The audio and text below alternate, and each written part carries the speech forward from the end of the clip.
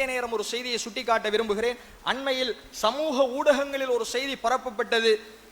பொசன் வருவதனால் பெருநாளுடைய தினத்தில் மட்டும்தான் நாங்கள் குர்பான் கொடுக்க வேண்டும், ஏனைய 3 தினங்களிலும் குர்பான் கொடுக்க கூடாது என்கிற பல வாய்ஸ் கிளிப்புகள், எழுத்துகள் சமூக ஊடகங்களில் பரவியது.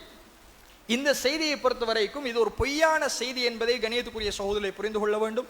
அரசாங்க தரப்பில் இருந்தோ, எங்களுடைய ஜம்மியத்துல் உலமாவுடைய தரப்பில் இருந்தோ, அதே மாதிரி முஸ்லிம் பண்பாட்டலுவல்கள் திணைக்களத்தினுடைய தரப்பில் இருந்தோ இப்படியான ஒரு செய்தி யாருக்கும் சொல்லப்படவில்லை.